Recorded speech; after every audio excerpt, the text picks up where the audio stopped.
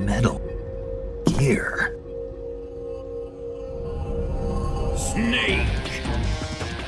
You will pay for what you did to Ivan! The Philosopher's Legacy. Ivan? Hello, motherfucker. Are you mocking me? Enough of your tricks!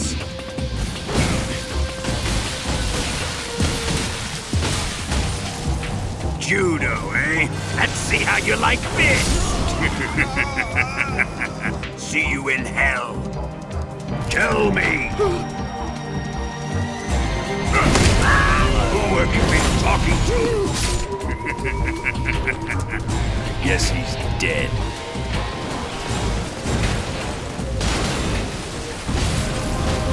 I see why they call you the boss.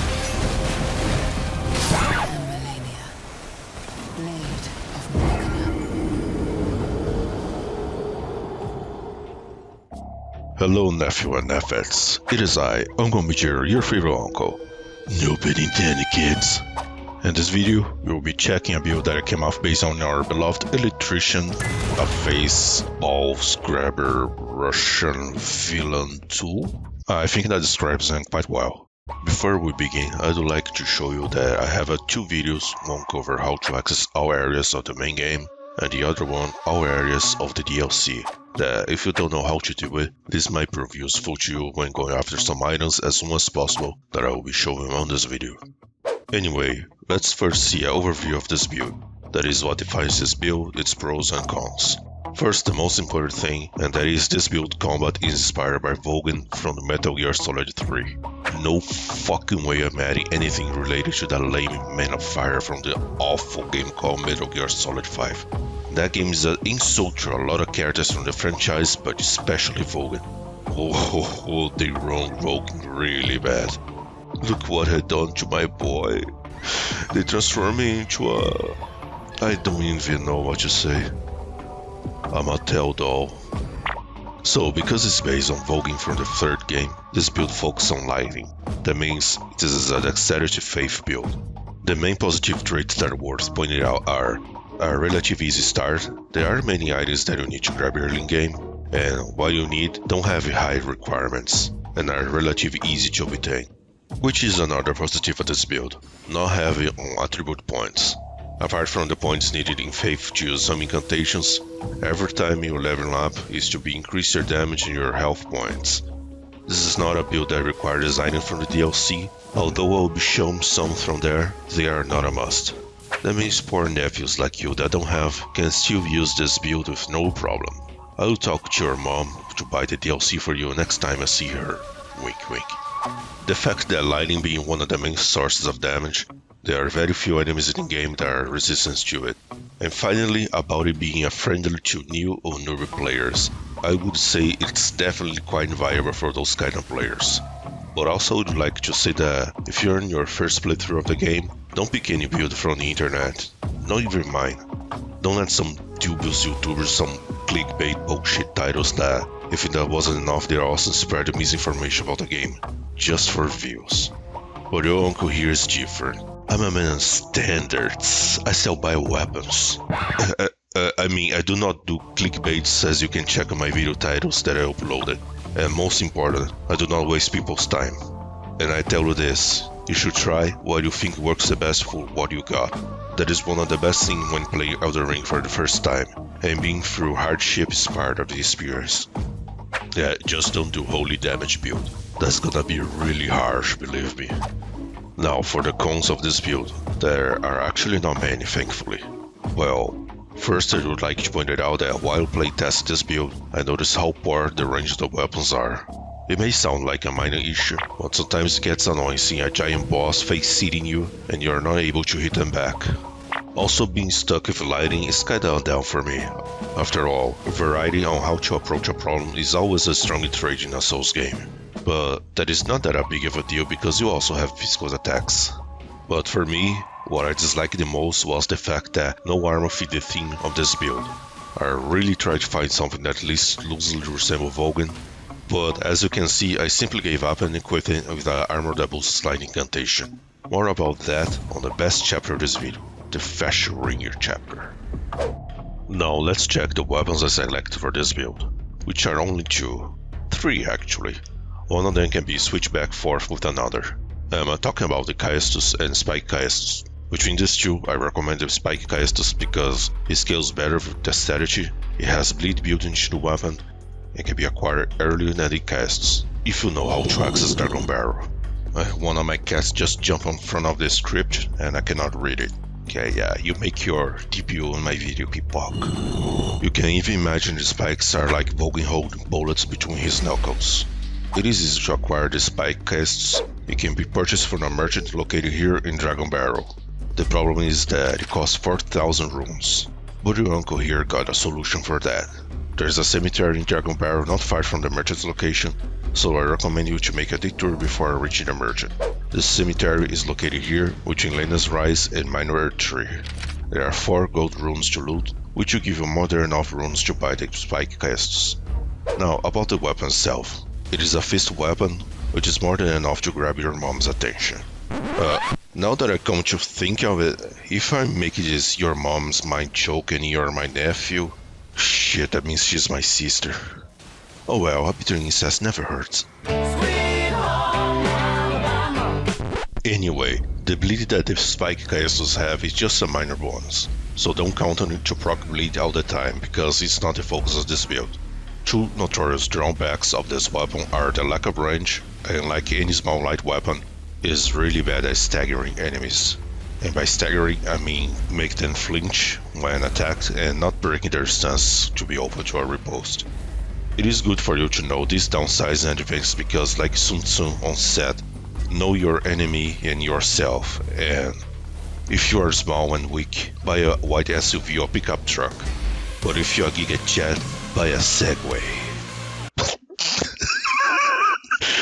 In case you are wondering why even go after the normal Caestus if the Spike one does the same thing and some even better. Well, I find out that you can use them as what I like to call a lazy weapon.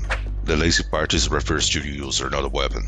I don't know if you're like me, but sometimes I'm just lazy enough to not boost my characters in any way while cleaning a dungeon. Also, using electric armament throughout the entire dungeon will consume a lot of focus points. To simplify things, you can set your normal castle's affinity to lighting, so you can deal with lighting damage without the need to buff the weapon. In short, use the normal castle's infusing with lighting to fight normal enemies, and the Spike Caestus infused with King, so you can buff it with the electrifier armament and deal more damage against tougher enemies. I will show in the next chapter where to guide the Ash of War with lighting affinity as soon as possible. Because if you don't remember, the Sanctified Wet Blade is located inside the fortified manor in Leyndell Royal Capital. Another one of my cats jumped in front of the script now. Yes, you're making a debut on my video, Teodoro. Congratulations. You have something to say? You can acquire the Caestus by buying from Ghost after the battle against Godric in Stormveil Castle. Alternatively, you can kill him as soon as you encounter inside a room on the side of the main gate. Killing him will give you his bell bearing that you can bring back to the Twin Maiden at the Round Table Hold to activate his item on their shop. There's one more weapon that fits this build, and this one comes from the DLC, the Dryleaf Arts. I prefer the Dryleaf Arts over Dance Footwork. I saw what you did there, Miyazaki. Because just like how Dryleaf Arts was supposed to be a punch-only weapon, sometimes there are some kicks involved. Kinda like how Volgin is a boxer and kicks his snake when he tries to CQC him. I mean, he also shocks his snake nipples, but you get what I mean. To get this weapon is not that complicated. First, you need to acquire a Jester located at High Road Cross Side of Grace, located here in Shadow Altus. Yeah, I found out that Skadu is actually pronounced Shadow, but I still think that Skadushout sounds better. There's an item to loot that gives you a letter together with a gesture called May the Best Win. After you acquire it, head east towards this side of Grace called Morth Ruins, which is close by. There you'll find Dryleaf Dane. You can do the gesture in front of him to face him Mortal Kombat.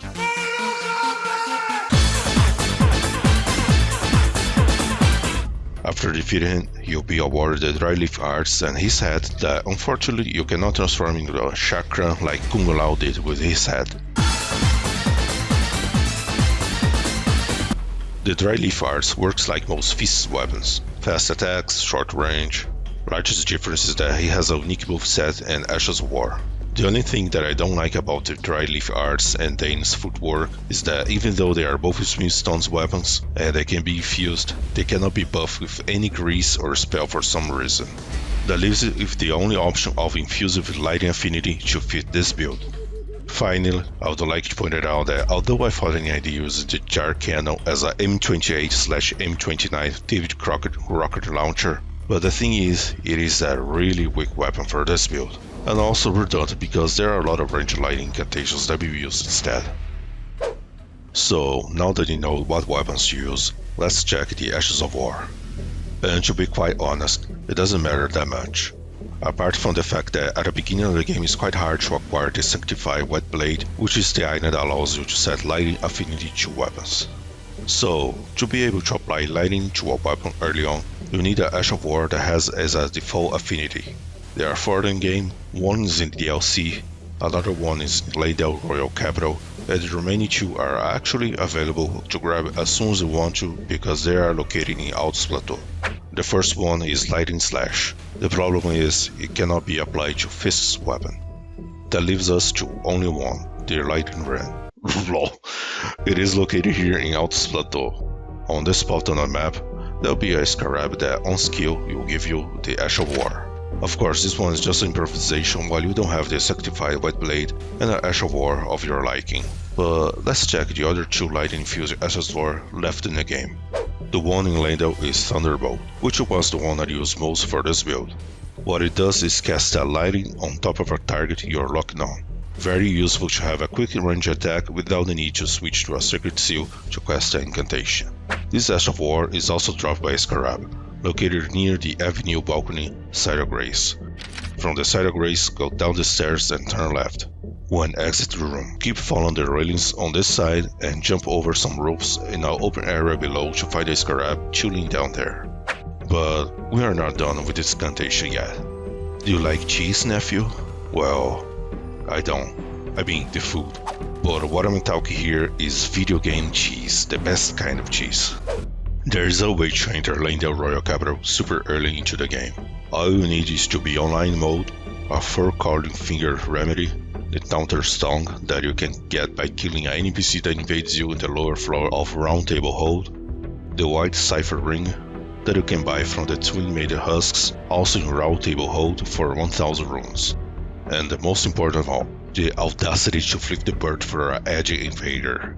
I'll be using the footage of one of my other videos because I cannot go online with Volgin. When you get all of these items, go to the Tower of Return that is located here in the Weeping Peninsula. Once at the tower, open the chest on top of it to be teleported to an isolated part of Leyndell. Make sure to activate the Side of Grace before anything else. Now for the slice of cheese. First use the 4-calling finger, then the White Cipher Ring, and finally Taunter Stone. This last item will make you susceptible to invasion, while the White Cipher Ring will summon a hunter to assist you when invaded. The idea here is that there is a chance that the invader will spawn on the floor below, where he can use the lift to go up the area you're in, making the rest of Leyndell accessible. But there is also a big chance that they will just spawn in the same area that you are. That's when the hunter player comes into play. There is a higher chance they will spawn on the floor below, allowing them to activate it. When the lift is activated at least once, it will work both ways. So it doesn't matter if you die or the lift doesn't end on the floor you're in. After that PvP is over. By the way, there is a scientific name for the act of liking from software PvP. It is called coprophilia. I kid you not, nephews, that's what it is called. You can Google it. Anyway, once that is over, there is a lever near the door that leads to inside the fortifying manor. Take the chance that you are there and grab the Sanctified Wet Blade that is located in the same place where Mass Heal is in a Round Table Hold. And you should also grab the Thunderbolt Ash of War and Gravelstone Seal, because you can access anywhere in Leyndell, including the subterranean Shining Grounds as you normally would before defeating Golden Godfrey. And the last Ash of War is Blinky Bolt, which is some kind of dodge skill like Quick Step. It is located inside the Fog Rift Catacombs. You need to do this path to get there from the castle front Side of Grace. I don't like to hold your hand on how to do anything, so I'm not going to guide you through this dungeon. I hope you understand that, nephew. What I'm going to say is keep progressing through this dungeon until you come across the third ceiling spike trap, which is the one with the big open room. There is a mage on the other side that you must kill. Exactly on the spot where you kill him, look at the trap when it falls down. There is a hole in it that you can jump inside to reach a floor above you, where there is a chest with the blink bolt Ashes of War inside. These are the lightning Ashes of War in this game.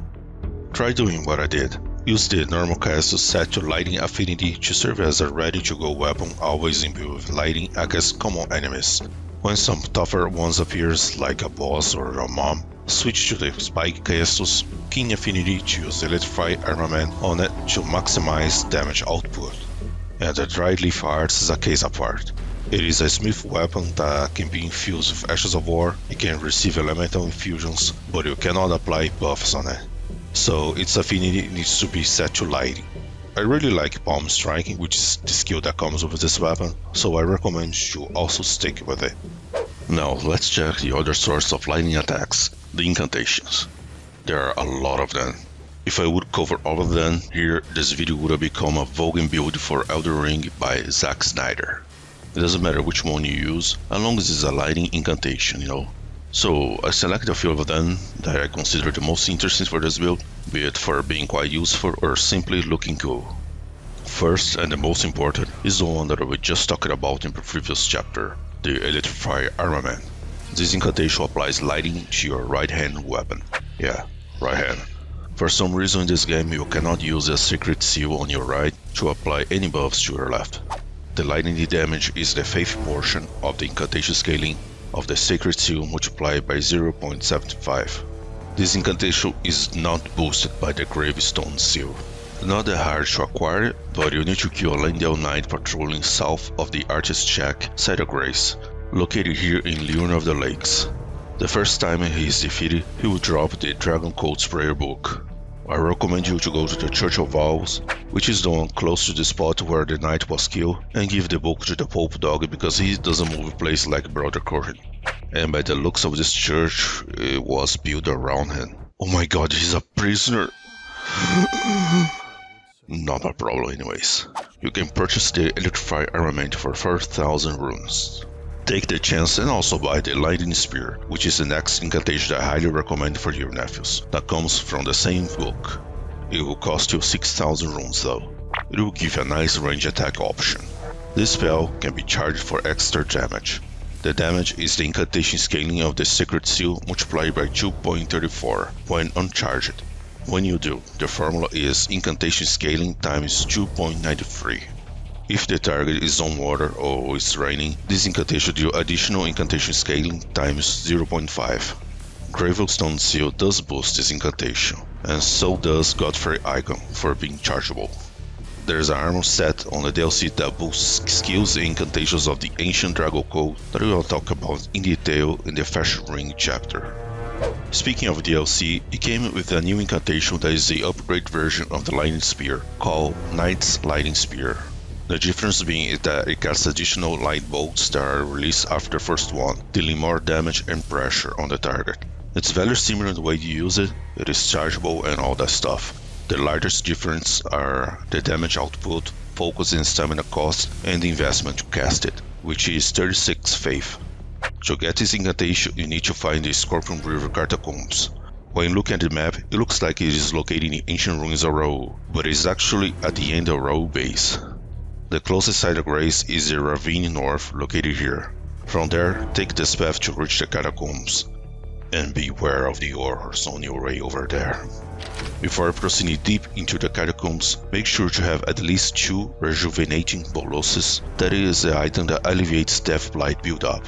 There is a unique enemy inside the catacombs called Paparazzi Basilisk. Yes, that's what they call. It is in the game, Philos, believe me. That's because you will die if they keep their eyes on you. When you go down some stairs and see blood on the floor, be very careful because any... My voice...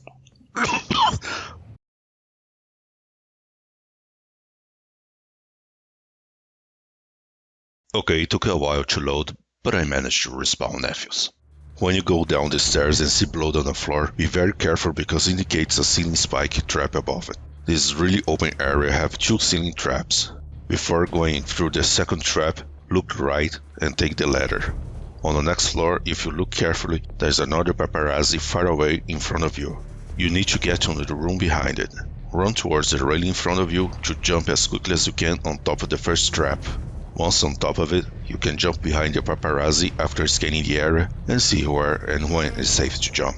After that, you will see a room with a corpse containing the loot and 2 imps guarding it. The loot is the Knight-Lighted Spear. You can also use this bridge on your right side when climbing the ladder, and once you cross it, there's a small ledge on the wall that you can use to get to the same place as the paparazzi is. Another incantation that I recommend is Ancient Dragon Lightning Strike, or as I like to call it, boss.exe is not responding. Holy crap! That's a lot of damage! I don't know why, but it requires only 26 in faith, which for incantation this powerful is super weird. It can be charged to increase damage, and it is boosted by Gravestone Seal, Godfrey Icon, and Death Knight armor set. This incantation is extremely good against big, slow-moving targets, like bosses and your mom. Their HP just pack their stuff and leave their health bar when they get hit by it. Downsides are the low casting speed, which requires the target to leave a peak open to cast it, and can only be acquired later in game, which is by looting a corpse before the Tempest-facing balcony inside the grace in Crumbling Farum Azula. These corpses have the Ancient Dragon Prayer Book that can be given to the Pope Dog to purchase the incantation for 10,000 runes. I will be showing you an incantation that is from the DLC called Electrocharge. This is more of a gimmick incantation that I must have type. It requires 30 points in faith, and what it does is apply a buff to the caster that deals lightning damage in an area of effect. Initially the damage seems really low, but keep in mind that you'll be dealing tickle damage for 45 seconds, behave like a poison or scatter rod tickle, but electric version. But for me, what really leaves a lot to desire is that it doesn't help with anything. It doesn't prevent enemies from regenerating their stance damage, it doesn't help with Thorny Crack Tear or Winged Sword Insignia consecutive hit bonuses, it doesn't help with Malenia Great Rune, it is even dangerous having while getting closer to NPCs. It does nothing other than tickle the enemy's health if you're in melee range of your target. This is a body buff, that means stuff like Flame Grant Me Strength or Boy or Crab are replaced by it. But if you wanna diversify your build a bit more, you have this option. I personally really like having this effect on the character. The only time I highly recommend you to not use this spell is inside dark areas. It makes for an epileptic nightmare. This incantation is also located inside Fogged Rift Catacombs, where the Blink Bolt Ash of War is located. In the same area with the ceiling traps where you get the Ash of War, there are some alcoves on the wall on your left side that you use as a cover from the trap. With one of them there is a hole that you can jump down, turn north, and on the next room turn left to find another room with 2 mages and a bottle with the incantation as a loot. Oh yeah, and watch out for the poop on the ceiling. And last, I was going to talk about Dragon Ball Flurry Sacks, but the deal here is that it is not a good incantation for this build. First, it is an aura buff, so it replaces Golden Vow, and speaking of Golden Vow, it is quite similar to it. The difference is that instead of increasing attack power, it boosts guard defense damage, so you can say it's a defensive Golden Vow. But the boost on guard defense is actually not that great. I don't know if they messed up the code, but the buff is applied at the final damage, and not to the defense overall. This incantation is more like a Maserati. It looks incredibly gorgeous, but it does the same thing as the others at the same type, sometimes worse, while it costs the double for no good reason. And second, it is really complicated how to acquire it. At least complicated how to explain here, because it is not related to 1 or 2 NPCs, but 3. It is one of the most time-consuming items to get on the DLC. But anyway, remember that you can use whatever you want from the Ancient Dragon incantations, be Lansax Glaive, Frozen Lightning, as long as it deals lightning damage, it fits the theme. Now, which incantations will be used in this build makes very clear which sacred seals should be used. And that is, of course, the Gravestone Seal. In case you don't know, this sacred seal boosts Ancient Dragon incantations that is the most of lightning incantations. One noticeable exception for this build is Electrify Armament. The The total boosting damage is 15%, so that is quite good. The requirements are 18 in faith and for some reason still unknown to mankind, it also requires 4 points in strength. Unfortunately, it requires Mipstones to upgrade, and viewers of my channel already know that I really dislike the distribution of Mipstones in this game. If you're new, first, welcome. Second, now you know that every time one of my builds have more than 2 items that uses Mipstones to be upgraded, I start to bitch about a lot, and yeah, that guy shows up. YouTube sends every time I start mocking. Anyway, the Gravestone Seal is located in Leyndell Royal Capital near one of Grand Sax's feet. That's the giant dragon taking a nap in the middle of the city. You can reach this place by starting from the west capital rampart side of Grace and going down the stairs to the south, or through the fortified manor first floor side of Grace and exit the building through the front door. There are 2 Leyndell knights strictly Grand Sax's foot or licking it. You know how Miyazaki treats feet in this game. The knight that have a spear is the one that drops the seal when killed. The archer is just there to make your life more miserable. You can use the exploit that I show in the Ashes of War chapter to get to Leyndell as soon as you like, where I recommend you stick to the finger seal in the early game. A lot of people sleep on the seal thinking that it is best just to pick a seal that boosts incantations that they are going to be using, but this is the best one for early mid-game for sure. This is what you should be using because it is easy to get, scales well with low faithful level and upgrades, but you definitely want to switch it later for something more appropriate to your build. In case of this build is the Gravestone Seal. You will have it if you pick the Prophet or Confessor as your setting class, but if for some reason you started with another class, which is not a problem, you can buy the Finger Seal from the Twin Maiden Husk at a round table hold for just 800 runes. When it comes to talismans for this build, there are going to be 2 areas where they should be focused, when using fists and when using incantations. First, let's see right away the Lightning Scorpion Charm, which is a talisman that boosts lightning damage by 12%, but also comes with a debuff of increasing physical damage taken by 10%. But because this is the only item that lowers defense, this shouldn't be much of a problem. This boost in lightning damage can be used in both unused melee weapons or incantation. And together with the Lightning Shrouded Cracketeer, it can boost lightning damage up to 35%. It is located inside the Windhand Catacombs located here in Altus Plateau. Proceed as normal through this dungeon. When you climb up a ladder after the Leyndell Knight, you will see a fall gate that requires a stonework key to open. Also watch out for the imp on the ceiling. The talisman is behind a sarcophagus inside this room. Now that we have checked the talismans common in both style of gameplay, let's see the ones that boost melee attacks of this build. And because of the Kaesti and Dry Leaf arts are super fast, it is a no-brainer to choose a consecutive hits talisman to boost damage. If you don't know, these are the Wind Sword Signia, its upgrade version Rotted Wind Sword Signia, and Millicent's Prosthesis. All of these talismans give you a boost to attack power for every 3 hits you land in a quick interval. These boosts have 3 tiers levels of boost, and they can stack up with another consecutive boosters. They decay after 2 seconds without landing any attack. The Wing Sword Signia, for example, boosts attack powers by 3, 5 and 10% for each tier you reach. It is the easiest to acquire because it's awarded after you defeating the boss at the end of Stillwater Cave, which is located here in Leona of the Lakes. The Rot Insignia and Millicent's Prosthesis is a complete different story though. They are both connected to Millicent's questline and only one can be acquired in a new game cycle. If you don't know how to complete Millicent's questline, you can check this video that I made on info card being shown right now on the top right of the screen or in a link on this video description. I won't get into details about her questline because it's very long. So my video is a must watch before you continue with this one. But for those already familiar, I'm just going to point out the order of steps you should take. First, you should acquire Millicent's Prosthesis because it can stack with both Winged Sword Signia and Rotten Sword. The last 2 cannot be equipped at the same time because the latter is an upgraded version of the former. To get Millicent's Prosthesis, first you need to give her the Valkyrie's Prosthesis. Once that is done, go to the Windmill Village and defeat the 4th skin that is on the summit. After defeating him, a new side of grace will appear at the local where you can rest to make Millicent's ball closest to it. This is where you are going to kill her to get the Millicent's Prosthesis. If you talk to her and sit off the side of grace, she will leave this area and can only be found again at the mountaintops of the giants. So be careful. Ryan, Uncle Major, only on the next new game cycle you are going to get the Rotten Sword. For that, you need to do horror quest line until the very end, where you will assist her at defeating her sisters.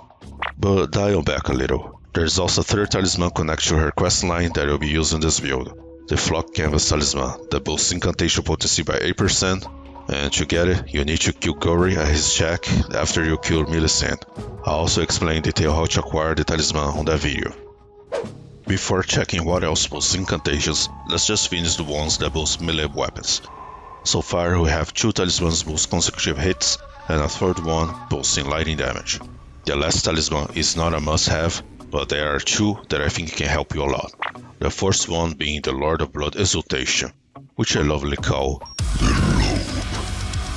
This talisman boosts all sorts of damage by 20% when blood loss occurs near the wearer of this talisman, that even includes the users themselves. I recommend you using this one only when facing bosses. That bleeds, of course, because there's nothing boosting the amount of bleed damage you deal. That means normal enemies will most likely die before the blood loss even happens. To get this talisman, you need to defeat a shitty boss at the end of Leyndell Catacombs called Esker, Prince of Blood. Seriously, what a shit show this boss is.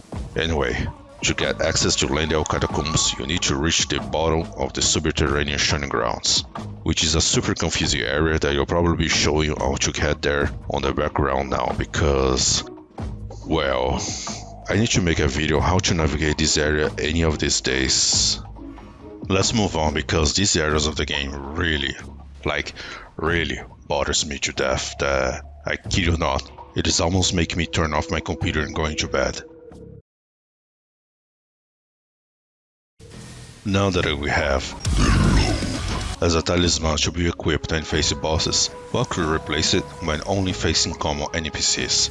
The DLC added a new talisman called Crusade Insignia, which increases attack power by 15% for 20 seconds every time an enemy dies near you. That means it doesn't have to be you dealing the final blow to activate this buff. Keep in mind that it doesn't add up to the damage when killing more than one enemy within 20 seconds. Instead, it just resets the timer. To get it, you need to defeat an NPC called Fire Knight Quilly at least once in one of the 2 locations where he can invade you. The first location is inside the Belurat Tower settlement, right on the spot. Quickest way to get there is from the small private outer side of Grace, and from there head north up the stairs, crouch to avoid aggroing the Horned Warrior, aka Horn Sent Terminator's model HS-800, and turn right and keep going forward until you enter an area with a tree in the middle. Quilly will evade you in this location. The second location is in the Church of the Crusade, located at this spot on Shadow Altus. Enter the ruins through the front entrance to activate the trigger that makes Quilly spawns. As far as I noticed, in both fights he behaves the same. When he is defeated for the first time, doesn't matter the location, you'll be awarded the talisman. Also keep in mind that he won't invade you in the second location if he hasn't been defeated in the first location where you encounter him. Now to the talismans that boost incantations. We already have checked the Flock Canvas Talisman because it's connected to Millicent's quest line. There's also another talisman that boosts incantation, that is the Faithful's Canvas Talisman. Does the same thing as the Flock's Canvas, but the boost is lower, only 4%. Yes, it looks mediocre, but you can stack with both of them, even though one is the upgrade of the other.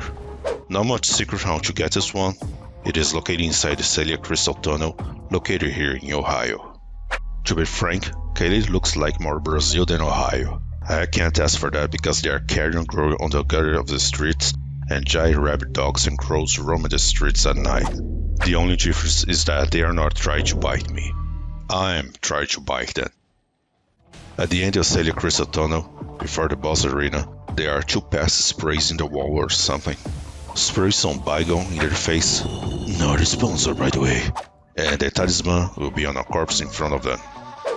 Another good talisman to use with incantations is Godfrey Icon, because it boosts charge skills and spells by 15%, and there are a lot of lighting incantations that are chargeable. Lightning Spear, Knight's Lightning Spear, and Ancient Dragon Lightning Strike, to name a few. It's pretty straightforward how to acquire by killing the boss inside the Golden Lineage jail, located here in Altus Plateau. 1 stone word key is required to open this jail. The problem is the spit in the face of all Elden Ring players when you interact with this jail and find out that it's just a Ctrl-C, Ctrl-V Godric. It even has these combat dialogues. Game of the Year, by the way. So we ended with the Lightning Scorpion Charm, Millicent's Prosthesis, Winged Sword or Rotten Sword, and Crusade Insignia or as our Talisman said when focused on melee attacks. And Lightning Scorpion Charm, Faithful Canvas, Flock Canvas, and Godfrey Icon and focus on casting spells. Mind you that you can mismatch with other talismans. These are only suggestions. You can even, for example, switch the Faithful's Canvas for the Crusade Insignia when fighting just regular mobs, so that 15 boost in killing enemies can be easily achieved. And I'm going to take the chance to show you the crystal tiers that fits well with this build. Most of them complements the talismans quite well. First will be the Lightning Shroud Cracked tier, which increases all sources of lightning damage by 20%, super handy for this build. Pretty straightforward how to acquire, you just need to defeat the Earth Tree avatar located under this minor Earth Tree Allure of the Lakes. Another no-brainer for this build is the Thorny Cracked tier, which boosts consecutive hits just like Sword Insignia talismans. The boost of this crystal tier is the highest of them all, 9, 13 and 20%. While you have equipped Millicent's Prosthesis, Rotten Ring Sword Insignia, and Thorny Cracked tier, the boosts in damage can reach up to 15%, which is absurdly incredible. This Cracked tier is also awarded after defeating an Earth Tree avatar. This one is located close to a minor Earth Tree in Consecrated Snowfield, one of the most boring parts of this game. But now, nephews and nephews, we have reached the best chapter of this video. We are going to check which armor will dress our beloved electrician of face balls grabber Russian villain do. I'm talking about the Fashion Ring.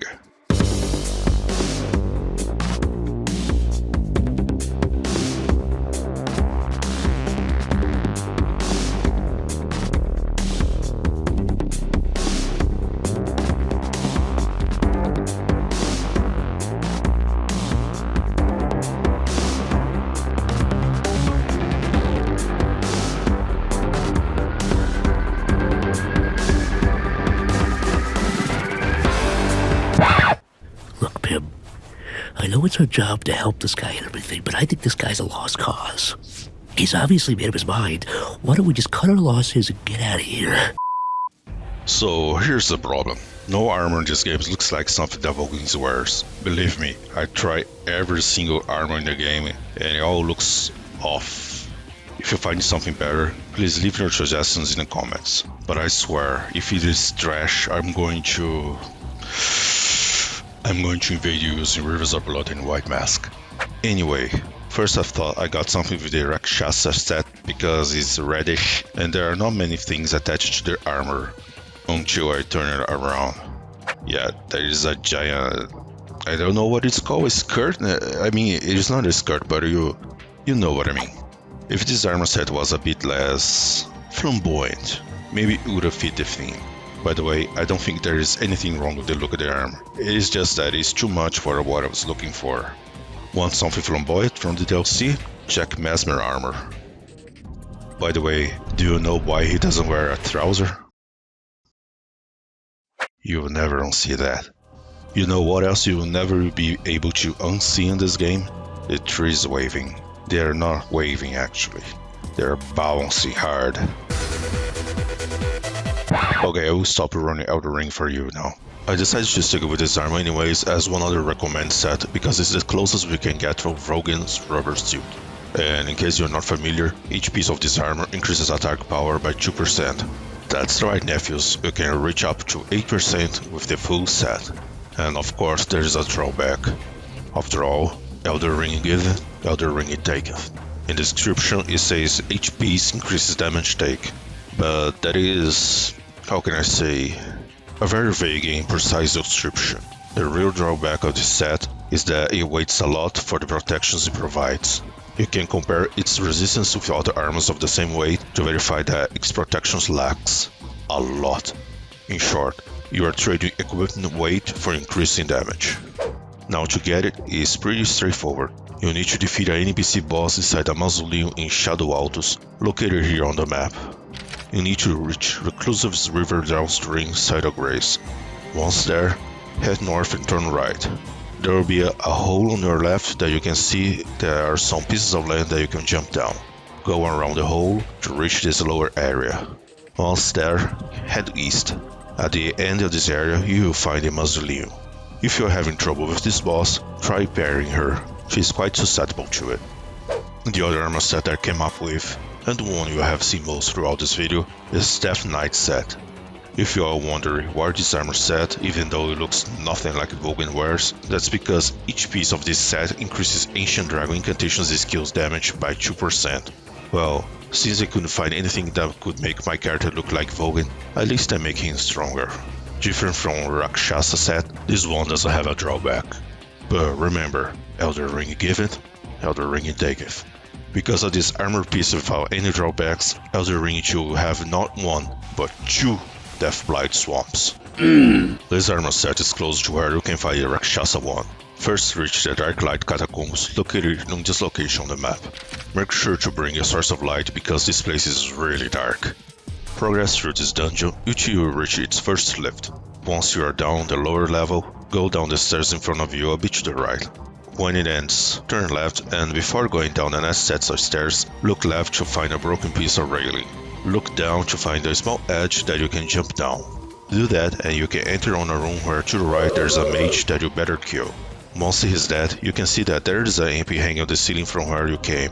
You know what to do here. And to the opposite side from where the mage was, or left side when you enter this room, there is a corpse of a Death Knight hanging on the edge that has the armor set that you can loot.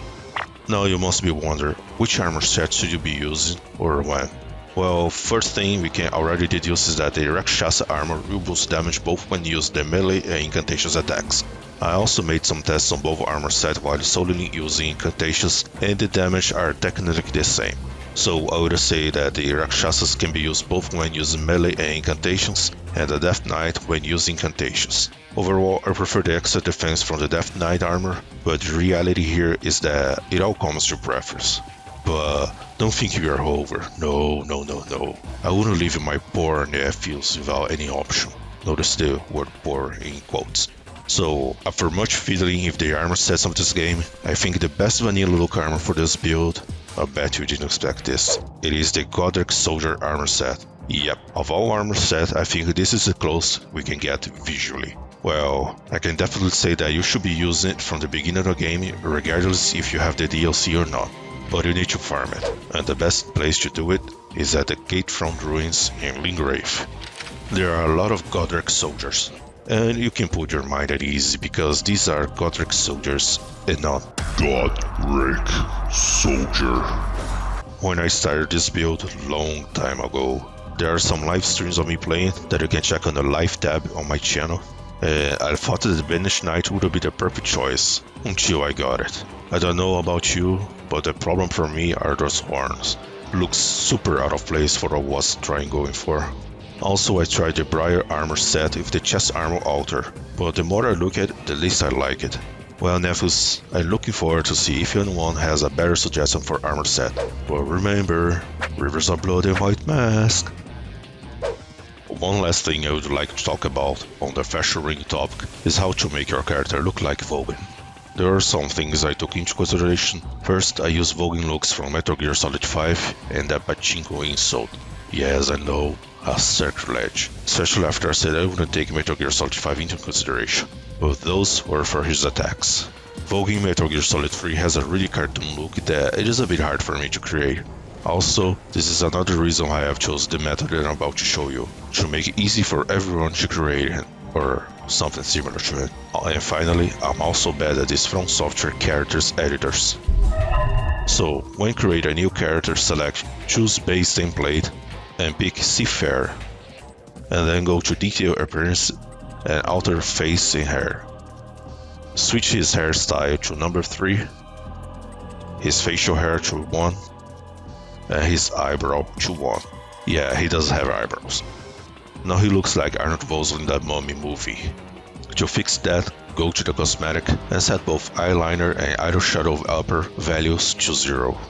After that, the only thing left are his scars. Go to the Tattoo Mark Eye Patch tab and select Tattoo Mark 2 or 3, they are quite similar. On the color option, make it just a bit more light and less saturated like this. And finally, tweak its size and position on the tweak tattoo mark. Make it the largest size possible, that's what she said. And then adjust it to his left side the way you like it, and voila! Your wish Volgin has been delivered. That was the fast way I found how to make the character similar to me as quick as possible. Don't forget to make final adjustments like changing the color of his eyes and anything you might wanna do.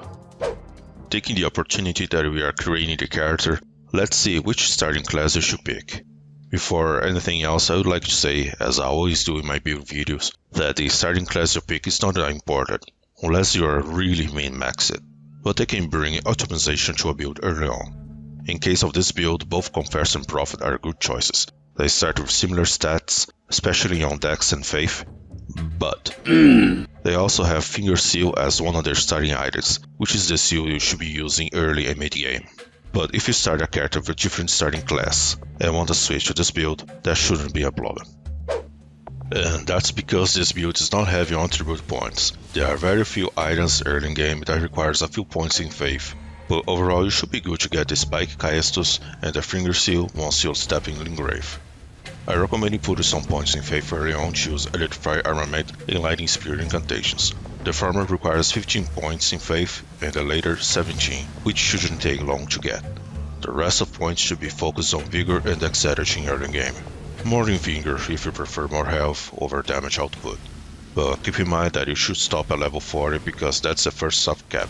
I recommend you continue level up Vigor only when you are around level 100 or already inside Leyndell Royal Capital or Deep Root Depths. Dexterity soft caps are 15 and then 80 for weapons of elemental affinities. So if you're going to infuse your weapons with lightning instead of applying Electrify Armament, these will be the best values for Dex. Otherwise, if you're going to set your affinity to King and apply Incantation, the soft caps will be 56 and then 80.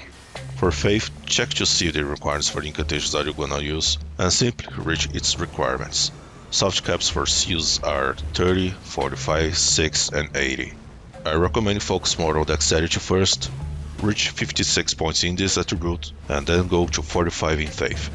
After that, you should finish Dexterity by reach 80 and then the same with Faith.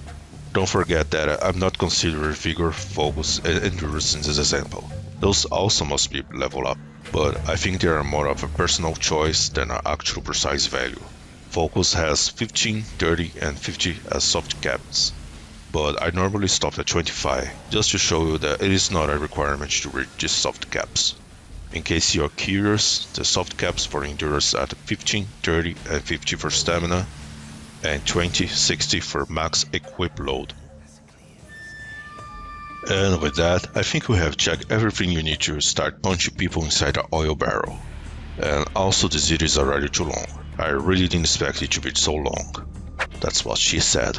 I'm trying to make it then shorter, but I also face a dilemma every time. Should I make shorter so the length doesn't scare people away from watching it? Or should I add every possible information to not let anyone lost in the video know? It is a video for experienced players versus videos for new players. And you can help me with that. I made some polls some months ago asking some questions about the game that you can check on the description of this video. They are really quick to answer. So if you have time to answer those, that will help me to have an idea what should I focus on. And you can also help me by leaving a like in this video and subscribe to your new favorite uncle. No bad intent, kids. And comment with the hashtag CrabPizza to let me know you have reached the end of this video. The videos featuring my channel are made by me alone. I put a lot of time and effort into them, and different what this platform wants, I do not flood my channel with a new video every single day. That'll be all, Serosh. Nephews. I'd like to thank you to stick to the end.